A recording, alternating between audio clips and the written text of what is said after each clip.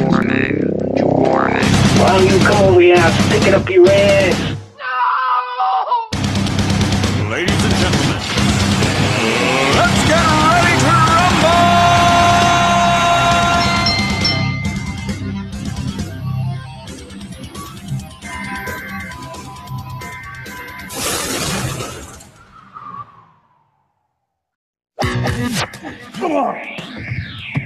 You're listening to Military Press Wrestling with your host, Silent J, and his tag team partners, The Professor, That 90s Guy, Mr. Dedicated, and sometimes Tammy's Baby Boy. Your home for everything wrestling. It's real. It's damn real. This is Military Press Wrestling, and I am your esteemed host of all hostesses, not a hostess like a chick, and not hostess like those lovely little cakes that Mr. Dedicated's eating right now in his bedroom by himself, crying over watching Urban Cowboy, asking himself why can't he be swept away by a man in dungarees. I am Silent J, and along with me tonight is not 4 co-hosts, no, not 3 co-hosts, no, but the only 2 that matter, Mr. Dedicated, and wait a second, no, not Mr. Dedicated, we have a gimmick infringement because we have a man with a new name. I am the Professor Wrestling, and I'd also like to be known as the Professor Dedication, because I'm bringing it to you 365, 366 on the leap year, 24 hours, 365, 3,250, 600 minutes. You get the point. All right. The only dose of vitamin D that Mr. Dedicated's getting is day off. That's all he's getting. He's just taking days off. No dedication over there. I'm here to teach you how to be dedicated, folks. He's the king of gimmick infringement. And to the left of me. Wow, I can't top that. That 90s guy coming at you from the Red Room of Doom in Buffalo, New York. It is Raw week in the beautiful 716 and Wrestling World. That's how you do Monday Night Raw in Buffalo, New York, baby. And you finally do not match with the wall. So, color coordination for once. I said, you know what? I'll wear white. He can pull off the red, though. But the other guy matches with I can pull it off, though. Yeah, he's got the complexion. I don't. He looks like a floating bust right now. He looks like he should be. But anyway, I am Silent J, and yes, it was Raw this weekend in our hometown of Buffalo, New York, and we all went. Even Tammy's baby boy was there, handing out flyers for Military Press Wrestling. Sure. It was nice to see him. It was nice to know that the guy that's in the intro actually really exists. He was there. We put him to work, too. He made his pennies that night. Shit, Crew was even there. We had everybody there. Yes, yeah. You know, funny. We could get everybody there for that show, but not for this show. No, hey, I think the professor said it's dedication, baby. The dedicated professor. The Professor of Dedication, teaching you how to be dedicated. Mr. the king of gimmick infringement. Mr. Wednesday Night. Mr. Wednesday Night's the king of gimmick infringement. I'm going to give him some lessons on how to be dedicated. I like it. Speaking of being dedicated, my daughter, my spawn, my tag team partner for wrestling events, actually lasted past the 9:30 hour of a live Raw event. So kudos to her. But we walked out right before the Reigns and Bray Wyatt match. So I missed all of that. I also missed the Paulie. That hurts. That hurts me so bad because I was almost in tears. I look at him and I go, "Oh my God, I'm gonna see Paul Heyman for the first time." Yeah, but it wasn't anything special. It's a good promo. I watched the last half hour, 40, whatever I missed on Hulu tonight before the show, and Paulie comes out, and I'm like, mother effer, my God, I because of a bedtime, I missed Paulie.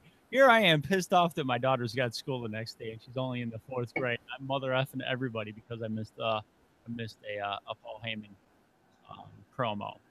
So, and I also missed the Bills' offensive line being introduced.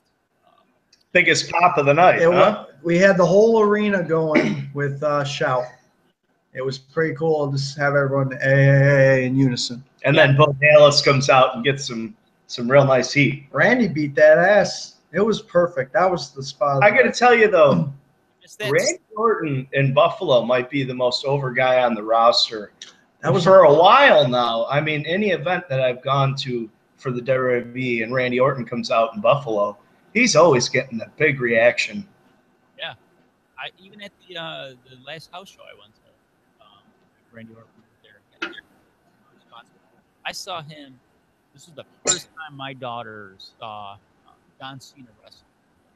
John Cena versus Randy Orton for the belt for the house show, and it wasn't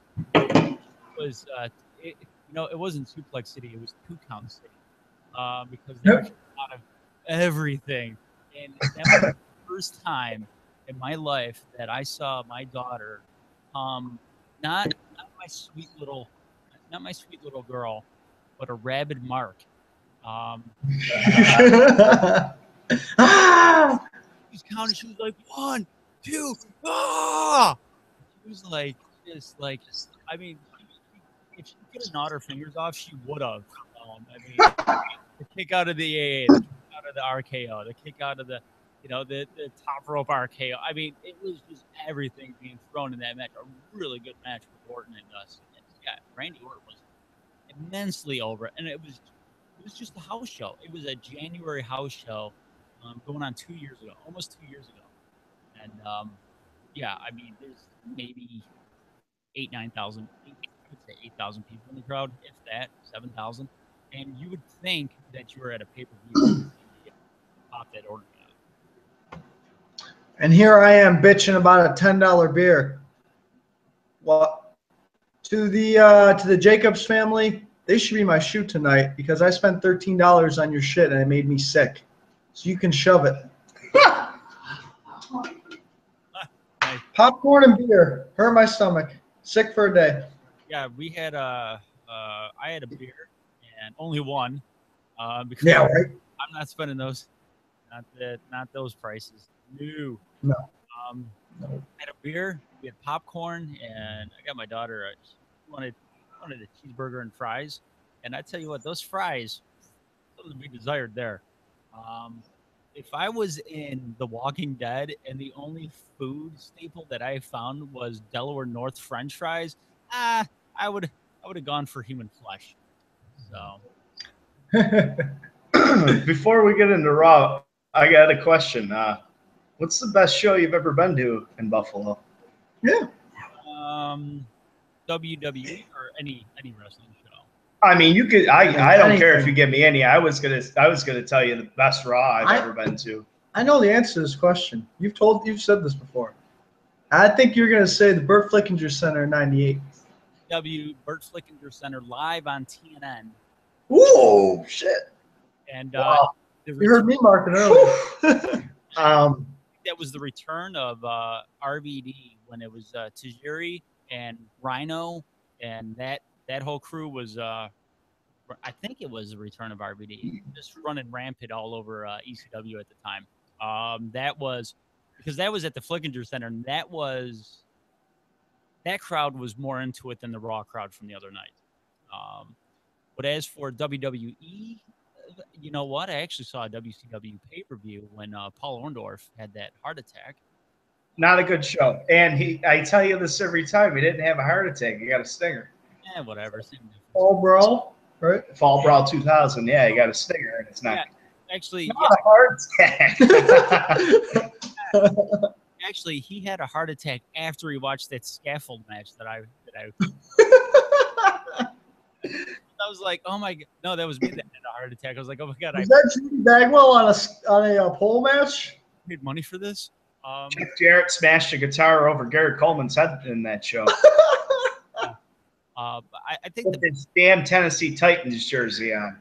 yeah, That promo was heat. That talk about heat. You think Bullet heat the other night? That freaking Jarrett promo saying, "My Titans are better than your Bills. We beat you." That boo, man, still ringing in the rafters right now. I think my favorite or the best WWE show that I've gone to was I would say that house show was Cena versus Orton, because that match was that match could have gone on any pay-per-view and would have been amazing, because it was that good. 1-5. January or February of 2014, I want to say. No. Yeah, January, February 2014. I think it was January 2014, somewhere around there. It's a hell of a show. Very good. Were you gonna say yours, Professor? Your best WWE show? I mean, do you want my best overall show, or do you want? I was gonna tell you my favorite. I want Raw. your favorite. Hey, I was gonna say my favorite Raw I've been to. best overall, and then favorite WWE. So Ooh, best overall show I've ever been to. I would have to go with WCW Nitro in '98. Dennis Rodman. Main event, if you can. I actually don't remember the main event, but the show ended with Sting coming down from the Raptors and cleaning out the NWO. And Macho Man Randy Savage got in Jim Kelly's face, and Jim Kelly punched him out. What? Yeah, it's great. I don't remember too much else, but Do you have a favorite Raw? my favorite Raw of all time was.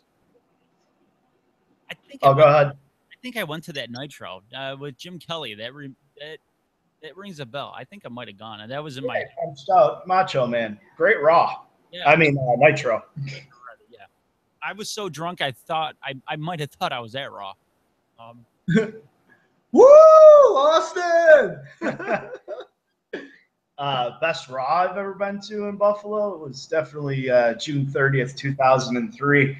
Kane. The show ended with Kane coming out and choke slamming Eric Bischoff off of the Titantron. And they just showed that in Kane's promo the other night, and I didn't think they would. And they showed it. I went, "Get out of here!" That was in And Buffalo. I have another story. A good friend of mine worked at ECMC, and Bischoff, I don't want to say fractured. He hurt his arm. Well, if you cast go on. back and watch it, he misses the table. Yeah, when he goes to choke slam through the table, he goes from the Titantron to the floor. Damn. Can I take back my choice of favorite WWE show? My favorite. This was going back. I forgot about this show. It was hilarious, and I talked about it before, where we had Mike Dane Undertaker versus the fake Goldust on the train on the way to the arena. It was a house show in '96 or '97. It was a feud with Goldust and the Undertaker and Vader. Maybe it was Vader, Shawn Michaels, Mankind. There was that whole crew going on, and that was a hell of a show. Just because the Undertaker and I think it's when Mankind was with what do you call what was I gonna say? It was with Paul The Bearer. Patriot? Probably Paul Bear. Definitely not the Patriot. Yeah, I think that's when Mankind. I think was Mankind and Goldust kind of teaming up with Paul Bearer for a while, going after the Undertaker. '96. Repeat that again. Was Paul Bear with Goldust trying to go up? Goldust and Mankind fighting. Maybe it was just a tag match. Because he was with Foley for a bit, right? Yeah. During the Paul Bear was with Mankind, but I don't remember Goldust being. You know what it was? It was. I think it might have been a tag match. I think it might have been Goldust and Mankind with Paul Bearer versus I think, Shawn Michaels, if I'm not mistaken. Paul Bear and Mankind versus Shawn Michaels.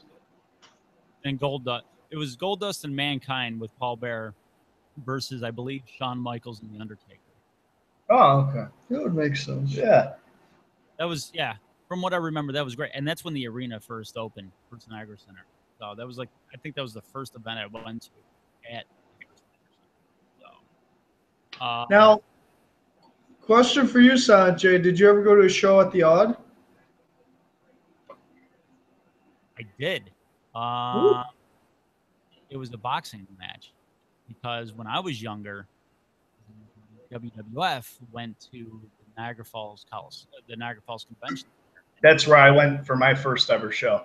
Yeah, they when I was younger, they weren't going to the Odd. They're running a show in the Niagara Falls Convention Center, which is another. I saw Hulk Hogan versus Sergeant Slaughter in the blue cage. Wow, Ooh, that's nice. amazing. I bow to that one. That's some shit. My first ever show, I saw Undertaker versus Vader was the main event, and that was in Niagara Falls. My first show ever was Eddie and Batista versus Eminem for the tag team titles, main event. But I can't. I don't think anyone can. Most people won't be able to top your first show ever. Yeah. Now, what was your favorite show that you went to? SmackDown House Show 05. Just because I ran from the 20th row down to the floor and took a picture of Randy Orton like 10 feet away from him and ran up as the security was coming at me like this. John Cena turned face in Buffalo live on SmackDown. 03? Yes. Going into Survivor Series. Arrgh. Now, listen, I got a question. Now, we've talked about this, Aaron. I've at nauseum, I've explained how I never watched. I couldn't watch any of those shows. I want to watch 03, but where do I start? Because that's the thing. It's like I never know when to jump into a time period on the network. Like, Go from beginning to end, honestly. Post WrestleMania '92. Do you want to go first, should I? Go ahead. Well, it is my era. I should be the 03 guy, really. I'd say start, honestly, at Unforgiven 02 and roll through all of 03. Because after SummerSlam, after Brock Rock, everything kind of changed. And then it went to all that transition. And then you get Steiner, Nash, Goldberg in that order. That's why, as my brother once said to me, he said, "Why do you love 03 so much? It was just WCW versus Triple H." And I go, "That's exactly why." It's great. I agree. It was great. It was WCW versus everybody. It was awesome. I mean, it was a few guys that he buried that it was questionable. Oh, You know, he should have lost. heard shoots on that. He should have lost to Booker T, which we've talked about plenty on the show. He should have lost. He shouldn't have. Goldberg shouldn't have lost to him as soon as he did. That's my opinion. Yeah. Watch 03 with I thought about it. I'm pretty sure I missed almost the entire invasion. I only saw a couple. Oh, wow. Well, we really got some catching up to do. You're going to have to come over here and watch some network. We're going to have to have a day. We're going to get a keg and we're just going to go through 03. No, we're going to have to go from invasion angle over. Oh, we'll start invasion. So At that time, I was doing my own invasion angle, and I beat Saddam. Did you miss WrestleMania 18? Which where was that at? Rock Hogan, Toronto. No, I did see that. Oh, good. I did see that. Was that a Before I forget, Sanjay, did you see the guy with the Toronto WrestleMania sign with the Maple Leaf sign that got on the Jumbotron? Everybody booed him. It was great. We saw him outside in front, and then his sign got on the Jumbotron. Toronto for WrestleMania 2016 with Maple Leafs on the side. I go, find this guy now. You know what? I wouldn't mind it because WrestleMania will never come to Buffalo unless I take that back. Unless whenever we get a new football stadium, and if it's like a retractable dome or something like that, then I could see something like that. But I don't ever see WrestleMania coming to Buffalo. WrestleMania all the time. So Toronto will be the closest thing, you know. You're right. We could all go then. If Toronto, shit, we'd be on that in a minute. I plan on being on this year, but all right. But what'd you think of Ross on Jay? You know what? For what I saw, listen, New Day rocks. All right. Oh, man, you should. Day rocks. Dude, Day rocks. Let me tell you, man. Oh, man.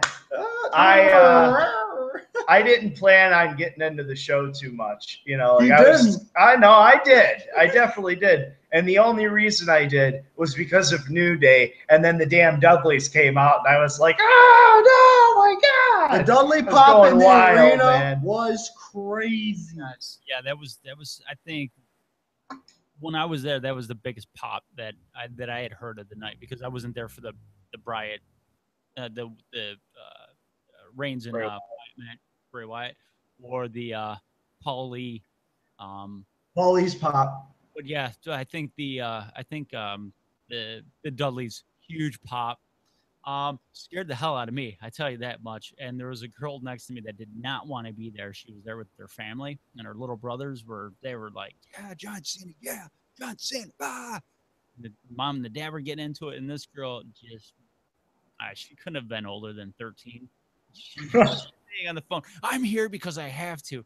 Well, the Dudleys, their pyro went off. I jumped because it scared me. She looked at me. She started laughing. And I just looked at her. I gave her a really dirty look. She goes, ah, ah. And she kept going, ah. And I just looked at her. I'm like, shut the fuck up. I didn't go over to Iraq so you can laugh in my face. That's what you should have said. Right. I wanted to. And then he jumped when the cane pyro went off. And I turned. I'm like, ha ha. And she went to say something to me. And I'm like, you know what? Shut the fuck up. And so twice I told probably a 13-year-old girl to shut the F up. So I'm very proud of myself for being a savage.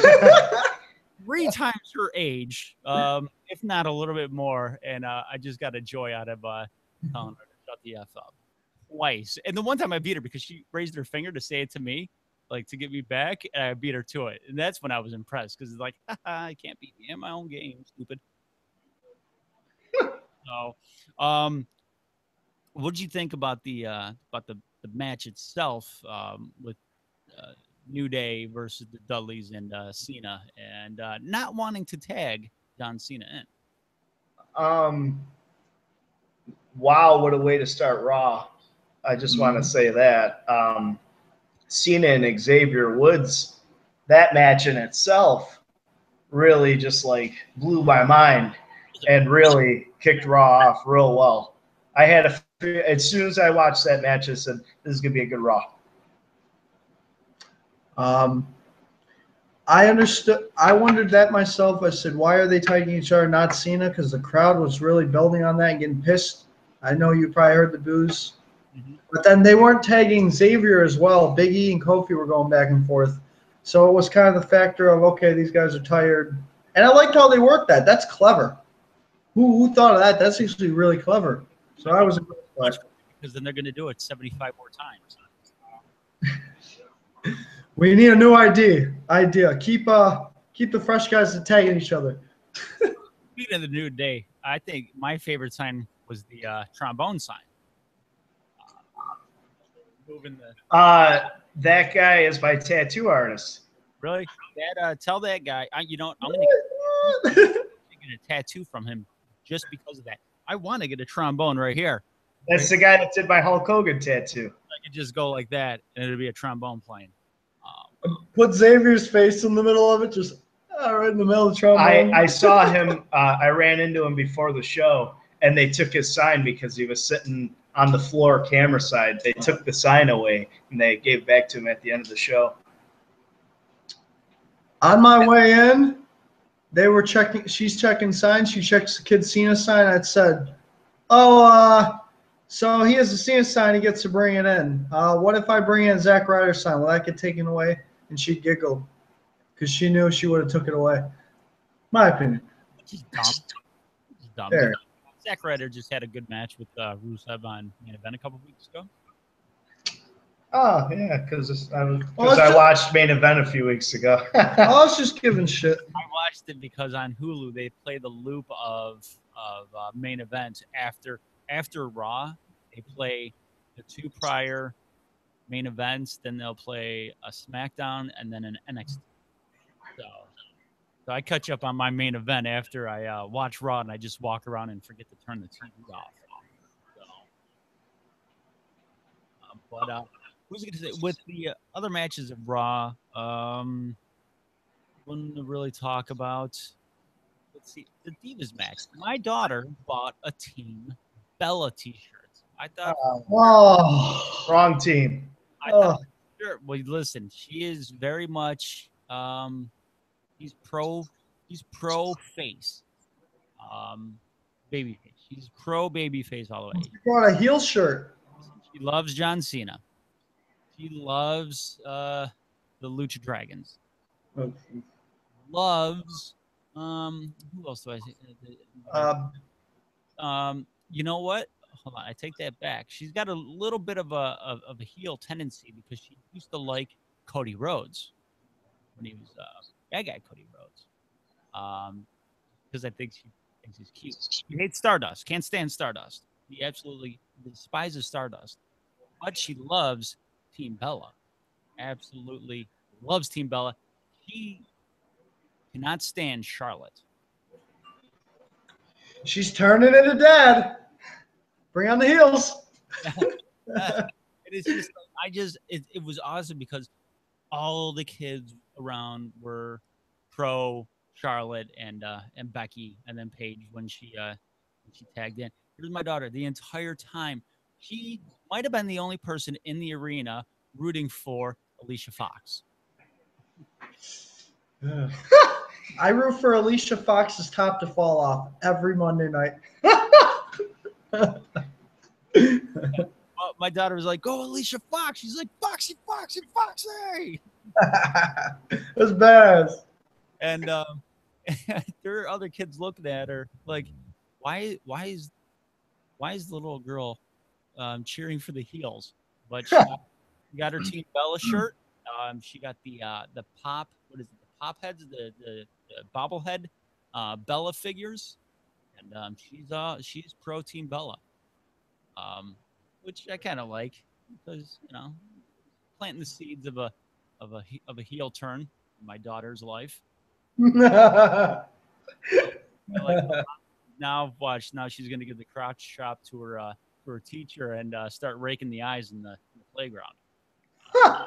That I'll really like if they're up on the monkey bars, kind of like the X Division, and she goes full heel like Kazarian. I'll be deeply embedded in my heart of evilness. But anyway, I read that this was the lowest rating Raw's gotten Since in a very long time. the holiday Christmas special in 1997. Jesus. 18 years, the lowest Raw hour. 3.1, the third hour. Hey, despite what they, what the ratings say, it was the best Raw in 3 years because Sheamus wasn't on it. I was upset that Dean didn't wrestle either. Who? Oh no, I was happy that Sheamus didn't wrestle though. I was, but I want to see made Dean, my night. and I want to see Kevin Owens wrestle a match. Actually, that's all I can complain about. Now, can you attribute the low rating for the Green Bay Packers playing Monday Night Football? Not like you're seeing not like the Jaguars versus the Texans Monday Night Football. The Packers, huge draw. Attribute that because I think. I agree, but this is the lowest rating in 18 years. That's sad. Same thing. I looked up Packers Chiefs because I knew we would probably touch it. 13.5 rating for Monday night. It's beaten the last 2 weeks. And like you said, you got the Packers, you got the Chiefs. You got two of the most loyal, hardcore fan bases in football on Monday night. Damn right ratings are going to So I think it did attest to it to a degree, because that might be 300 to 400,000, and then that brings it from a 3-1 to a 3-5. That's a big difference. So if I had to choose between the two to watch live, I would watch Monday Night Football live and then watch Raw the next day. No, that's just me. For a game like that, for the Packers. I was stationed in Wisconsin for 4 years, and I would watch that. Now, there's other games I would not watch. If it was the Dolphins and the Jets, you better believe I'm watching Raw. But just the Packers, I guess I fit in the demographic of I'd switch over to Monday Night Football. Can you take anything away, a positive to build on for Raw if you're the WWE? I actually like the storyline between Kane and Seth Rollins. For whatever reason, I'm enjoying it. Really like You know what? And I'm glad you just made me realize that I'm not the only one enjoying it, because I think it actually is good. I think it's like this is probably going to be the last good storyline that Kane's involved with. Yeah, it's not like Kane CM Punk, something like that, or Kane John Cena. It's just like, I'd like, I like the background with the Authority and stuff like that, and the fact that the Kane split personality thing I think is funny, because this is showing a really comedic side of Kane, and at the same time being very ruthless. So you're getting the best of both worlds when it comes to Kane, and Seth Rollins is really, really, really starting to grow on me. The more and more I look at him, the more and more I think, like, I was thinking about this the other day when I was taking a poop, that we have basically the new version of the three biggest stars of the Attitude Era. Seth Rollins, cookie cutter image of Shawn Michaels. Roman Reigns has the ability, has the look, has that swagger to be a Rock type, not be the next Rock, be the Rock type, where it's kind of like that cool badass. But he doesn't do the eyebrow. He does the duck face. So I guess that's the new eyebrow when he's doing pouty lips. And you got a guy in Dean Ambrose who pull off something like a Stone Cold. Holy. Bray Wyatt, Undertaker. And Bray Wyatt, Undertaker. Yes, exactly. So you have not like, we got to take these four new guys and make them like our four biggest stars from the Attitude Era. Kind of how it's working out. I just think they, just for whatever reason, they have like something, especially the comparison of Seth Rollins and Shawn Michaels to a T. I think they are one and the same. You just got to wait for Seth Rollins' promo skills to get to a higher level. But I think in a very like minuscule level, the other three, Bray Wyatt, Roman Reigns, and Dean Ambrose, could be in the image of Rock, Undertaker, and Stone. Not saying they're ever going to be as big as no. Guys. It never will. Never, ever. Nobody will ever touch on those three guys. But like I'm saying, just personality-wise, they all have personality traits. Maybe it's from them being fans and watching. And, that's, especially a guy like Roman Reigns, related to The Rock, and he's got that cool kind of thing. I like how they're letting him call people bitch on Raw and stuff like that. I kind of like it because that kind of separates Roman Reigns from the rest, because you don't see Big Show up there calling Brock Lesnar a bitch or Kane or anybody like that. It's Roman Reigns. What do you guys think about that? Do you think they have some good building blocks even with the low ratings, where it's like, don't worry, it's okay, it'll be all right? I think it's going to be all right, but I also think it says something. It needs, like, whatever needs to be done needs to be done right now. I think we're in mid to early '97, and next year will be a lot better. You've been saying that for a long time, and I believe I've been it. saying it for a very long time. I truly believe it. Look at all the guys that have come in, man. Look at the guys that have come in. Kevin Owens. Kevin Steen is one of the most phenomenal wrestlers. You go back and watch his work as Kevin Steen. Samoa Joe. Watch Samoa Joe's early work. You could skip some of his TNA stuff, but watch some of his work with Kurt Angle. Watch his work with Kevin Nash, and it's good. Watch his work with Scott Steiner, and it's not even freaking bad. AJ Styles and Christopher Daniels and Samoa Joe. CM Punk, Samoa Joe. Yes, absolutely. Oh, Ring of Honor. Hey, yeah. It goes on and on. Seriously. Who else do they have? And Dean. Huh? Dean. Ambrose. Finn Balor. Finn Balor.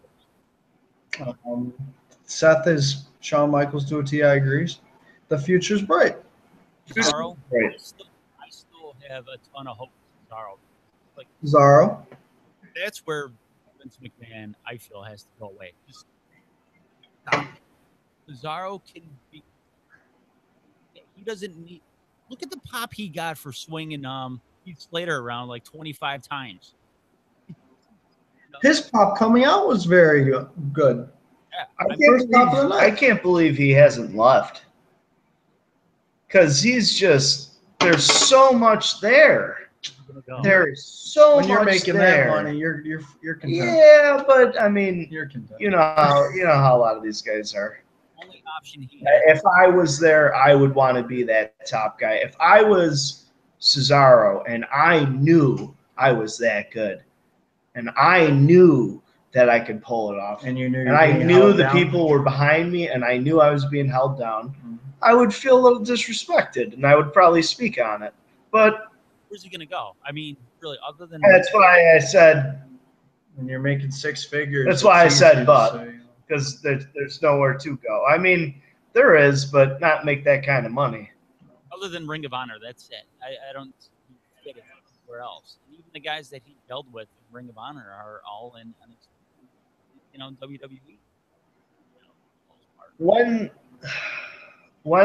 When's Vince gonna, put his guard down and let knock down the wall and let these guys go and do their thing? When Raw's ratings drop under 3, which we're about to see in the next month or two. But I'm sorry, but I think if Raw's ratings drop below 3, you know what we're going to see a whole lot of? John Cena versus Sheamus versus Randy Orton. And that's it. Because and Brock Lesnar. Because look, what is they're all still a niche right now, and I think they're doing good other than the University Bucks. But Vince McMahon has got that moment where it's like, okay, hit the panic button. We need John Cena and Randy Orton. And it's a good fail safe. But how many more times do you have to see it? And I think if you see ratings dip below a 3, you're going to see John Cena and Randy Orton headlining pay-per-view. I won't watch it. Within 3 months. Within 2 months. We'll see that. I hope you don't really think that. I hope that doesn't really happen. I hope it doesn't either. You know what I would really like to see? I would like to see Kevin Owens versus Cesaro for the IC strap headline. That could be the making for wrestling purity. That could headline a pay-per-view. Oh. I wish. That'd be nice. But You know what I really think that WWE dropped the ball with Cesaro was splitting him and Chris Hero up when they first went to Florida. That tag team that they had in Ring of Honor was awesome. Chris Hero's doesn't quite fit the mold of the physical specimen, especially next to Cesaro.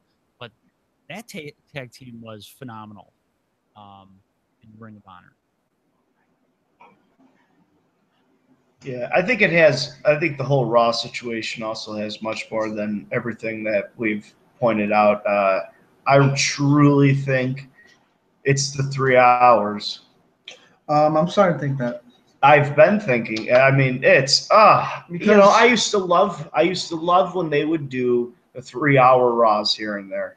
But now it's just like I can't do that for 3 hours. I can't either. It's not. Well, And all the rating. watching it on Hulu, it's 90 minutes with with a few commercials, and even that, it's like, ugh. Sometimes I'm even like, it's a little long, and it's an hour and a half. I can't imagine adding, doubling that show. I haven't watched the 3-hour Raw, live on cable in over a year, and I was just, I stopped watching wrestling almost because of the 3-hour Raw, because it's like, this is filling my time span. I don't have the patience to watch, like 37 minutes of bullshit.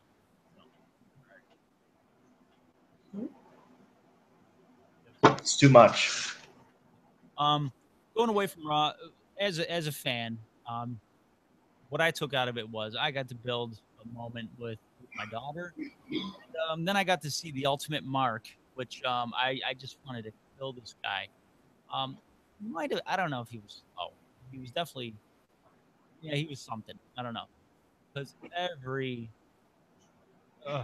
Luke Harper match, he's up in the crowd behind me, hey, the whole time, hey.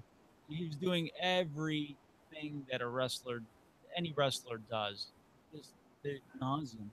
And at one point, Stardust is out there. He goes, "That's why you're ruining the legacy of your dead father." It's still real to me, damn it! Oh yeah, definitely. This guy had the cutoff gloves, and he had a belt. It was so decked up. I mean, if the professor was next to me, I think we might have seen a power bomb from row 9 to row 7. The professor would have power bombed them 2 rows down in the 300s. It was just like, just shut up.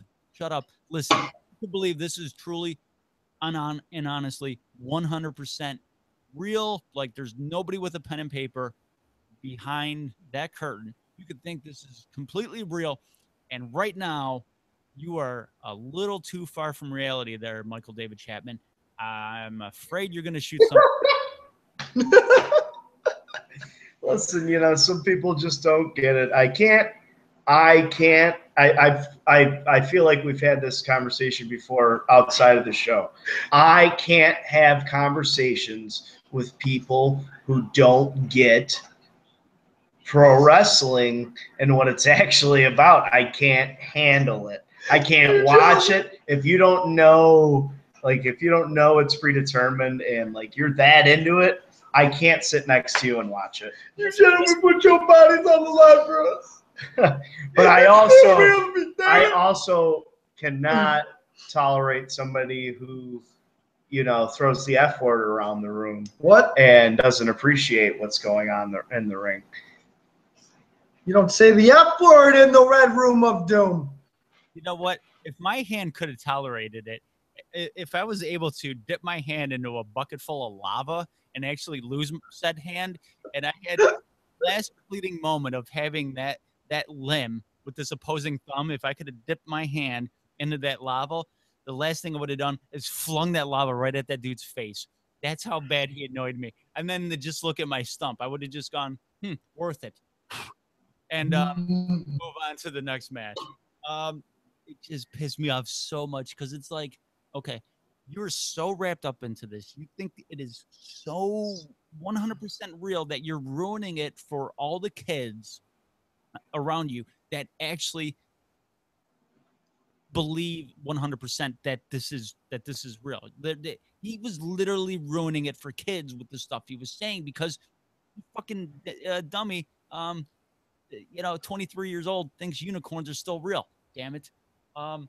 Tammy's baby boy made your same point. He said, what if I walked up to these kids right now and said, hey, Santa's fake? I don't comprehend. It's to the point of the guy kind of ruining it for all the kids to the degree of taking it too seriously. Hey, some kid sitting next to me asked me, what would you do? Because he saw me booing John Cena. He said, why are you booing John Cena? I said, I don't like him. He said, why? I said, I find him boring. And he goes, and he asked me when Big Show comes out, he goes, what would you, I swear this is a true story. I heard it. This kid looks at me and goes, what would you do if the Big Show wrestled John Cena? I said, I'd change the channel. And the kid's jaw was on the ground. That is what, because that right there is, now you probably made that kid either see the light or make him even more of a fan of John Cena and hate the people that say Cena sucks. Yeah, what do you think you did to this kid? I'm trying to think of what match it was where he saw me and all the guys cheering for one of the heels. New Day. I don't think, no, it wasn't New Day because John Cena was in the ring. I can't think of who it was, but at some point in time during the show, the kid, I think it was Seth Rollins. He saw us cheering for Seth. He went from booing to cheering because he saw us cheering for Seth Rollins. And I was like, yeah, that's the best wrestler in the world. We are making right heels out of these kids. Nice. Now we can leave it at that. And I had, the Grinch on the spectrum behind me ruining it. And here you are enlightening kids. And I want to throw handfuls of stumpy lava at the guy behind. I had a 42-year-old MILF who divorced her husband and was trying to go home with me. But she had 3 kids with her, so that wasn't happening. I just want to say though, I appreciate, that, like that kid sitting next to me and just watching him cheer for John Cena like that. I'm just like, man, like that was me. So, I try not to boost Cena too much when he's out there because I really appreciate that, because that was me one. Was I too over the top? Oh no, I mean I'm not against people. Was I Cena. bad? I think no, not at all. I think it's hilarious. I was pretty messed up at that point. Going away from Raw, which I gotta say one thing, and then we could close the door on Raw. Live event wrestling fans might be the greatest group of people on the face of the earth for sheer entertainment purposes alone. Like, you could spend the whole entire show watching the crowd and still be entertained. More so than Sheamus in the ring. If he goes, "Are you not entertained?" I would yell, "Yeah," but I'm looking in the opposite direction. Because crowds are, because there are so many different walks of life. It's fun. If you've never gone to a live show, I would say a live ROH show, TNA show. One thing, those are for fans. But go to a WWE show because it's just a little bit of everybody and everything there. I think one of the best moments I ever had, that Cena Orton house show match that I saw. There was an older woman. She had no teeth, old black lady, grayish black hair, no teeth. And my God, the F word does not exist in her vocabulary. She's probably in her 60s. And my God, he would have been the lady back in the day stabbing one of the heels, stabbing Tully Blanchard or something like that. That's how real she thought it was. And that's how involved in it invested she was. And that right there was entertaining to me. So if you ever get a chance to go to a WWE live show, the crowds are hilarious and awesome at the same time. Speaking of crowds, we're going to go with the history mark because the leaders board last week was a little crowded. I think it was like a couple votes separated everybody. And I want to be known as the clear-cut winner this week. So, 90s guy, please, oh please tell me that I am this week's history mark winner. Don't you're fucking. I wish you were, because I loved your pick and I stood behind it. Actually, you know what? I didn't think I'd win. I really didn't. But Dustin Goldust Rhodes is, by the fans voted, the greatest second generation superstar behind Mr. Dedicated's Owen Hart He doesn't count. Behind Mr. Perfect by the Professor, Brett got last. What? It was close. It was very close. I had 305. Owen had 294. Mr. Perfect had 286 and you had 283. So it wasn't like, but You good mother effers that listen to this show. I hate all of you. Whoever's watching right now, hit the stop broadcast. I don't even want you to watch this show because it pisses me off. You people piss me off. How is Bret Hart not the best second generation wrestler out of those four? Hogwash. Anyway, this is your moment to shine, and I will give it to you. always been a huge Dustin Rhodes fan growing up. Over time, into the pre Attitude Era, but then more post Attitude Era. I grew up and say, you know what? I just love the comedic, aspect. As I grew up, I was influenced by some very influential people who brought me into Dusty, which then made it even closer to me. So as I got to learn more about Dusty, I learned more about Goldust, and I didn't learn as much until I watched his documentary on how very sad their relationship was and how hard it was for Goldust to grow into the star he was and became today. And then I guess my last point was seeing him live 3 years ago with this man, the Professor, our other best friends, to still see him work that ring at 50, And an indie show. probably 48, 49 at an indie show, at an ESW show, and still command that crowd. Things I picked up in that show that I learned. And then I'd say, you know what, he could still do it. And then he was signed a year later, maybe 6 months later, to work with Cody. And it came full circle to me. It is one of my favorite moments in wrestling. I think he earned it. The grandson of a plumber. Yes. Mr. Dedicated is not here to speak about this. The king of gimmick infringement. Mr. Wednesday Night. Mr. Wednesday Night thinks it's Thursday at Slackjawed Beep. We don't use the F word here. So the professor of professional dedication, the professor of professional dedication. What are your thoughts on greatest second generation wrestler according to the History Mark voters? The most naturally gifted pro wrestler that you may have ever seen, honestly. You go back and you watch him just not as Goldust, but as Dustin Rhodes. It's just, wow. To see how young he was, but how good he was in the ring. Just wow. Uncensored. Going to do it. The back of the flatbed truck. Yeah. Yes.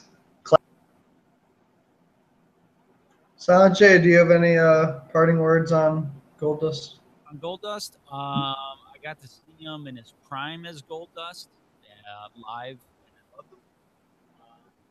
I got to see him at a house show when he first came back to WWE, and I was, like you said, I was so impressed being able to watch him. Like, this guy is performing better than anybody else on the roster at that time. That's when he was teaming up with Cody Rhodes, and they were who were they? Was it Shattered Dreams. Shattered Dreams? That was that pay-per-view. Well, not that pay-per-view. That match. It was them versus it was the Usos, and Goldust shined more than any of the other guys in the match, whether it was his brother or the Usos. And that really had me impressed that this guy's doing it,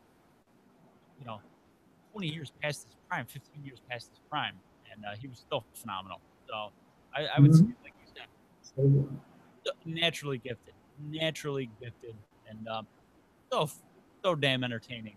As a heel, as a face, the stuttering Goldust with Booker, I don't think it could get any funnier than that, with just backstage segments. I'll tell you what, heel Goldust versus Roddy Piper, amazing.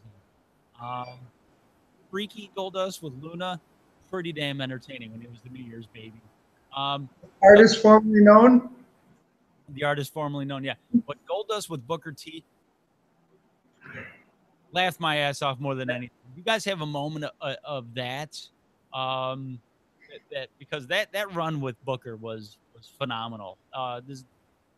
Hilarious. It is my favorite tag team favorite funny thing, period.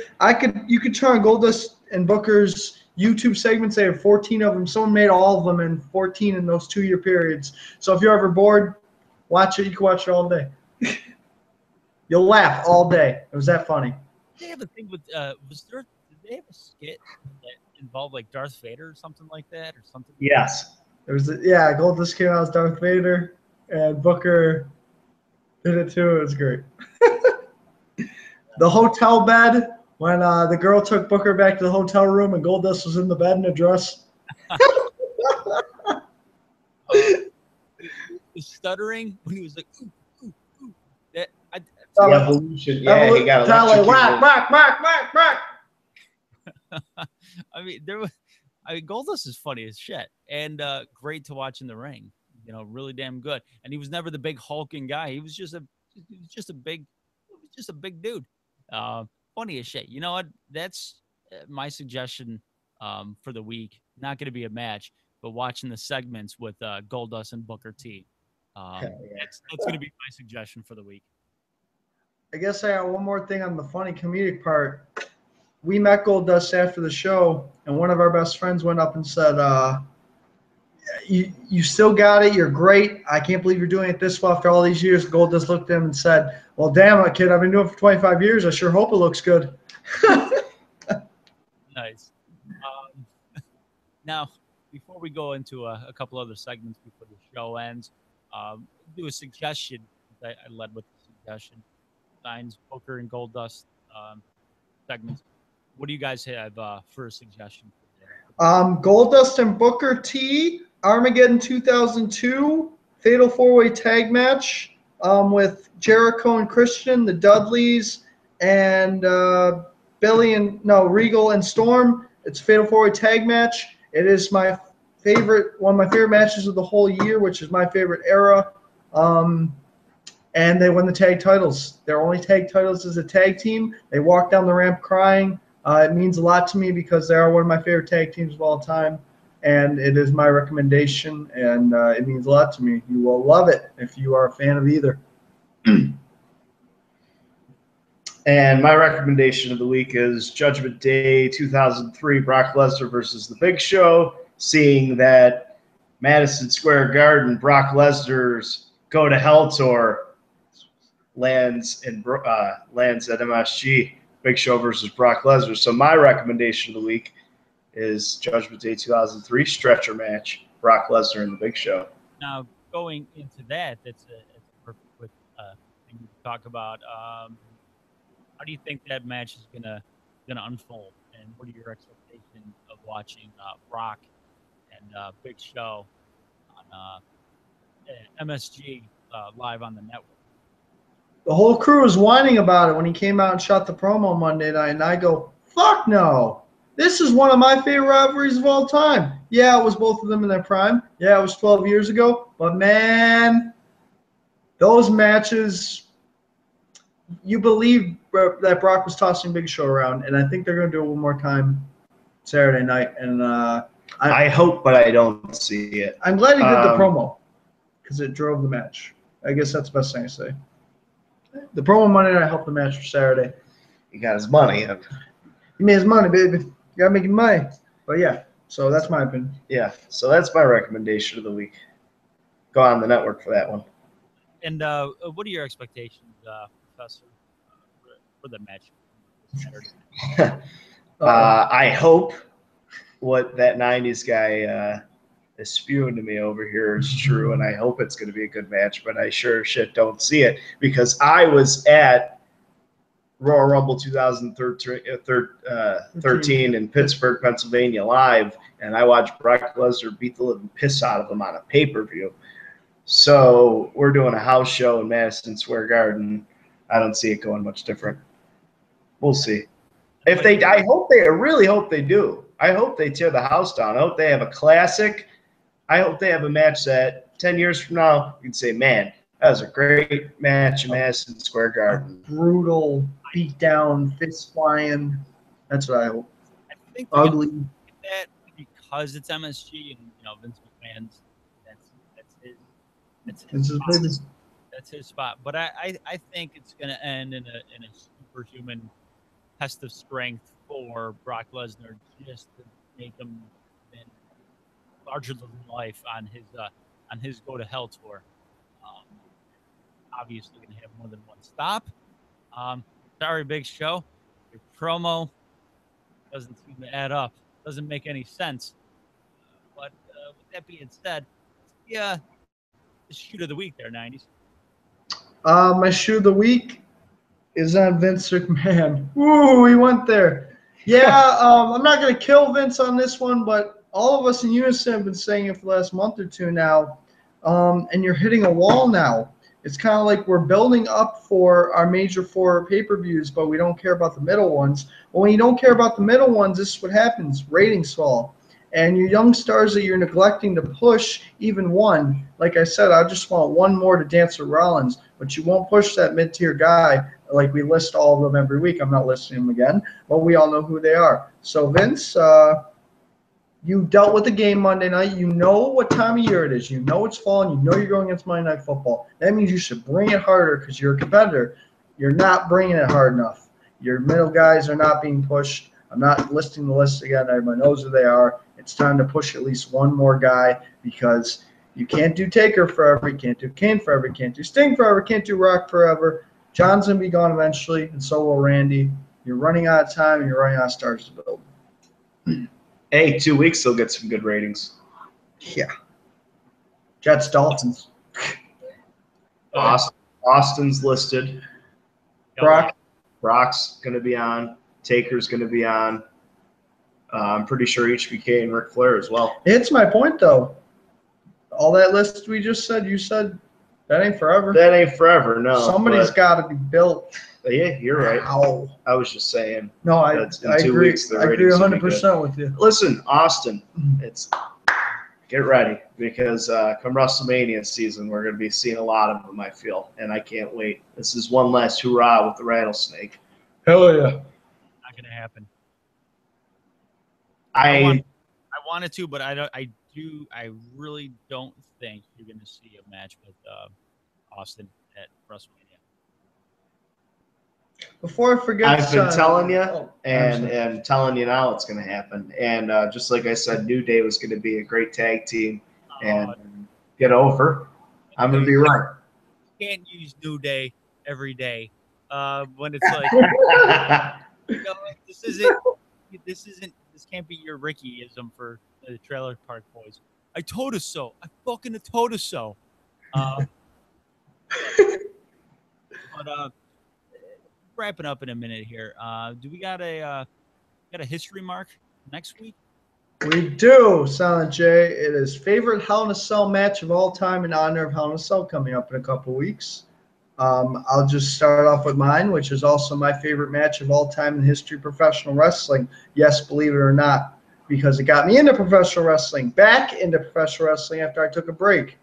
It is Kevin Nash versus Triple H, Bad Blood 2003, Hell in a Cell match. Of course, come on. I will announce Mr. Dedicated because he's not here. He gave me it earlier. His favorite is, of course, you two aren't going to be ready. Not saying Dan, at because I got better. 2000. Thanks. Professor says he can beat it. Oh, you go first, Joe. No, I'd like you to go. Oh, all right. I'm all ready. Thanks. I'm not going to have anybody steal my shit this day. Well, go ahead. Steal my. All right. I'm going to go with Mankind and Taker 98 just because you gotta. You can no, because I could pick a better one, but I'm gonna stick with that one because that's my personal favorite because I don't think there's another moment. That's like my Jimmy Snuka moment. Same. Honestly, that's that moment in time where I was a kid and I watched and I said, Agreed. "Oh my God, this is larger than life." That's unbelievable that he kept going after getting thrown off of the cage, after going through the top of the cell That brings and it. hitting the mat, brings a after tear. going through, thumbtacks. It does bring a tear Brings to your tear in my eye, eye. Professor, when I see him come back down and Terry Funk's grabbing his arm, screaming no, and he's got one arm pulling him off one arm. That brings a tear to my eye. If I were to take someone that's never watched pro wrestling before, and I had to show them One. 2 moments from each era, I would pick that for that era. Bischoff's quote is saying, "We knew we were effed after that match." Because everybody was just like sucked in, man. I mean, Big Foley and Undertaker changed the game from something that you bet your ass you'll never see in pro wrestling again. Well, my last quote on it would be when he went back in his book, Vince McMahon fully wrote this. Vince said, "I love you to death for doing that for me and everyone here, but don't you ever do anything like that again." I read his book, yeah. Do I have to have a Hell in a Cell pay-per-view match, or can it be a Hell in a Cell match? Oh, a Hell in a Cell match. Yeah, we just picked. Screw the pay-per-view. Screw just the pay-per-view. Yeah, we just picked Hell in a Cell matches. But it could be a main event of the last couple. We'll go. Well, I'm going to go with my second choice. Thanks, Professor. That's why I had you go first, because I knew it was going to happen. And I'm going to go with The Undertaker versus Triple H, WrestleMania 28, Hell in a Cell. Ooh, I think that might be, honestly, my personal opinion, probably the second best story I've ever seen told in a match. And no, that's the best story I've ever seen told in a match. I can't even deny that. Yeah, hands down. I picked that for the storytelling, not for the match itself, because you can't top Mankind versus Undertaker or Batista versus Triple H and what was it, 05? That was a good, brutal match. Or Undertaker, Shawn Michaels, and was it Bad Blood? Another really, just rifling them off, bitches. But there was those were all good, great matches, like wrestling matches, carnage, blood, all that good stuff. But to me, why I like wrestling is it's for the storytelling. But I know, I kind of got to feel like I know what's going to happen at the end of this match. You just knew what was going to happen. You knew Undertaker, was not going to lose to Triple H at that moment in time. You just knew it. But that match, more than any recent match, had me so sucked in because that turned into, holy hell, I don't think I know what's going to happen in this match. Do I know? Is Undertaker supposed to win? Do I want Undertaker to win? Who am I rooting for? And just that match, more so than most others in recent time, had me sucked in and doubting what I knew. And then at the end of the match, yeah, I was right. That was my thought all along. My gut instinct did play out in this match like it did, but it had me doubting every. Absolutely. So, I like that match just for the storytelling and probably one of the greatest stories, playing out in a match. I agree. Definitely in the last 10 years, if not the last 20, 30, 35 years. Just as long as Mr. Dedicated doesn't win, they can go ahead and pick what you want. So, with that, do we have any other? We don't have any other major things to touch up on.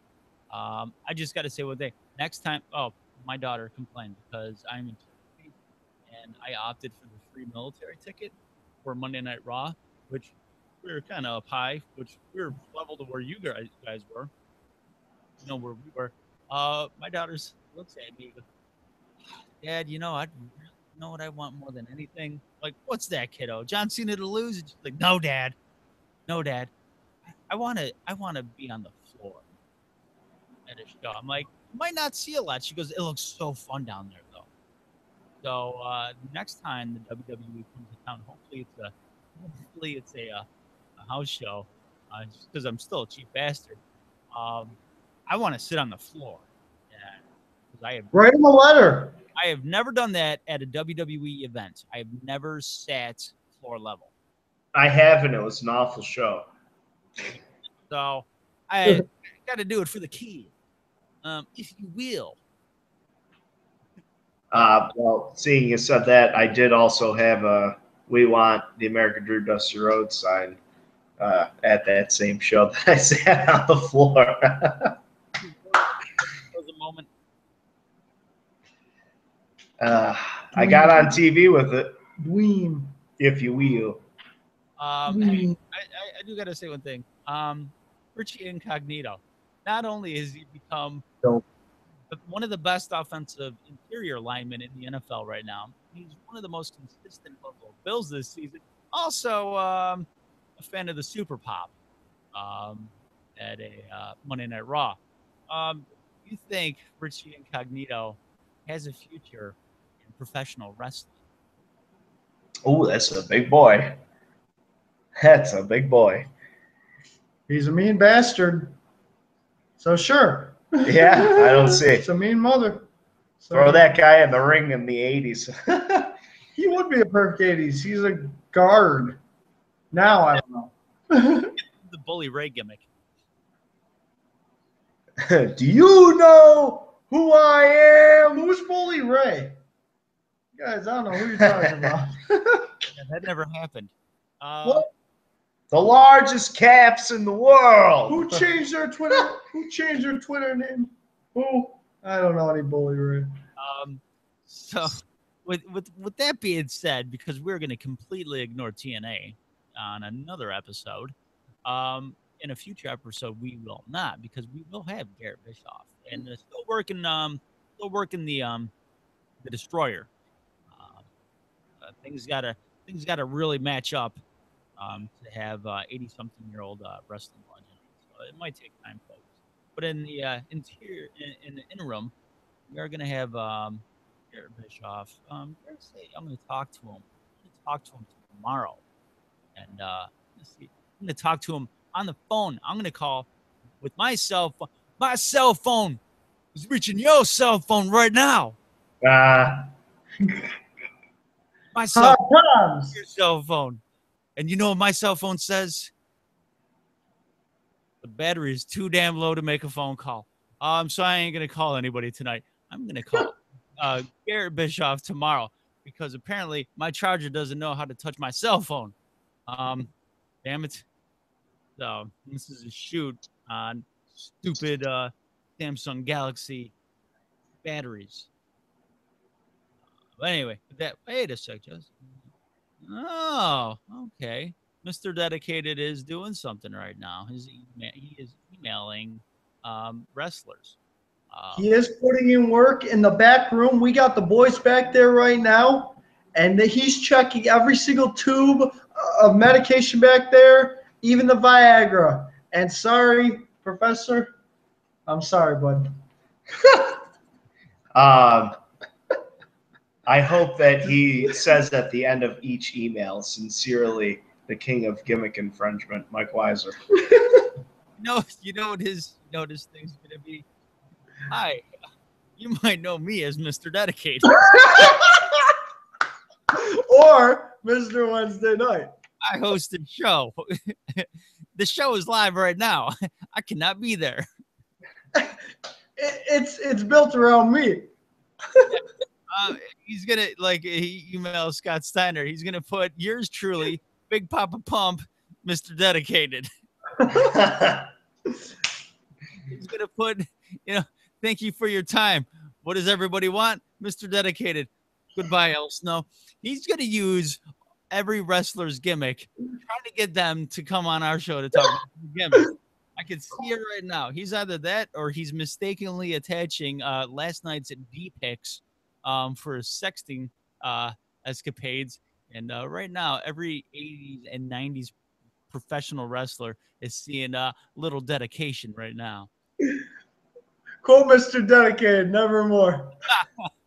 Yeah, listen, Raven, I'm only going to ask you one time to be on the show. Quote me nevermore. Hey, Axel Rotten, I give you a quote, but you're not relevant enough. I don't like that guy. That was for you. I was shooting on him. I know. Listen. I'm gonna go. Look at my my Del Wilkes poster right now, and no, it's been signed by the wrong damn man. Can you put his poster right there, the Patriot, right behind you on your left shoulder? I should show you the fake Del Wilkes. that I got because that stupid prick Salvatore Sincere ruined my damn. And I'll put right here, the Patriot, Salvatore Sincere. That guy. Mr. Dedicated. Mr. Dedicated, the Patriot, Mr. Dedicated. Listen, Del Wilkes, I too am a patriot. I am Mr. Dedicated. He's going to pass out Del Wilkes' original Polaroids from 97 inside of Mr. Dedicated and hang them out. You know what? We did send flyers to wrestlers to give them on our show by having a picture of said wrestler with Mr. Dedicated superimposed over him. This is Mr. Dedicated. Thank you for coming on our show. Here you go. With on Raven's Polaroid. He's gonna have the Stone Cold in the sharpshooter with the blood pouring down Mr. Dedicated's face. He's gonna put his face on every great moment in wrestling history and sign his name. Mr. Dedicated was there. Doesn't end there. Oh God, look! Put that up closer. He was there when The Rock made Mr. Dedicated tap out. He was there live. 98. Oh my God. Exactly. He's saying that right now to wrestlers. I was in a match with The Rock once. Podcast. And now I have a podcast. You might know me as Mr. Dedicated from Military Press Wrestling. I'm the host. Hi. You might know me as the 1 in 21 and 1. You might know me as the world's most dangerous man. I am so dedicated. I taught Ric Flair all about nature. I taught Chris Benoit. Oh, wait a minute. Wow. I taught Brian Pillman how to ride a motorcycle. Taught Magnum TA how to drive. Ooh, wow. All right. All right. These guys are out of control. All right, that's going a little too far. I taught Salvatore Sincere how to be the Patriots. All right, that's too much. That was good. With that being said, I taught Sin Cara how to put on another mask. I taught Sin Cara every move he doesn't know. Well, that was good. That was good. All right. Okay. With that being said, I personally like the Nature Boy one. I taught real quick. I taught the Nature Boy about nature. You know what? We should get Mr. Dedicated to do nothing but gimmick infringements at an open mic night at Helium. Be badass. We'll have him be I taught Andre the Giant. Muhammad Hassan. The king of gimmick infringement. Muhammad Hassan. I'll walk up. Get a huge pop. I taught Andre the Giant how to put on his big boy pants. All right, everybody. With that being said, We should have a night of just euphemisms of what Mr. Dedicated taught wrestlers. yes. I showed Stevie Richards how to wear some really cool shorts. I have dirty ones. I'm going to stop. All I have is bad ones in my head. Okay. I told Man Mountain Rock how to play the guitar. With that being said, 90s guy, why don't you give our Instagram page a plug there? Oh, check out Military Press Wrestling, one word, on Instagram for your wrestling needs and your voting on our weekly history mark. Also, we have our lovely sponsors there if you want to give them a check out as well. Yes. And also, you can check us out on Twitter at Wrestling Show and on Facebook at Military Press Wrestling Show. And you can also check us out. Hopefully, you do, and you will. Tell your friends all about it. Subscribe, rate us, like us, love us, review us, and share us on podbean.com at Military Press Wrestling, and also on iTunes at Military Press Wrestling on iTunes. Okay? You dig it, sucker? I'd learn that from Mr. Dedicated because his hand touched that. So with that being said, he taught Brutus how to be the barber. So, You taught Shawn Michaels how to be sexy. yes. But anyway, I am Silent J, and coming from the Red Room of Doom, I have The Professor Wrestling, the Professor of Dedication. Thanks for joining us. Let's sit on back after the show, enjoy another beer, and watch our recommendations of the week.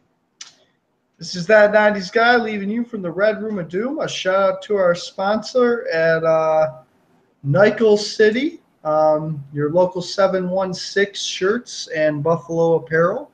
And go Bills. Have a good night, everybody. I taught the killer bees how to pollinate, and I am Silent J, and I am not as dedicated as Mr. Dedicated. But in all seriousness, he's taking away at some emails for some really, really cool kick-ass names. If we even get one of those guys on the show, that would be an awesome feat. So, with that, I know I would specifically enjoy, that's for sure. yes. But check us out on iTunes and Podbean. In all seriousness, and share and spread the show. And check us out on Steel Chair Mag. Go to steelchairmag.com and you can see our full page colored advertisement. And anyway, I am Silent J. Until next week, folks. You don't have any of those fancy out things. Just go watch some damn wrestling. Real damn it. You're listening to Military Press Wrestling with your host, Silent J, and his tag team partners, The Professor, That 90s Guy, Mr. Dedicated, and sometimes Tammy's Baby Boy. Your home for everything wrestling. It's real. It's damn real.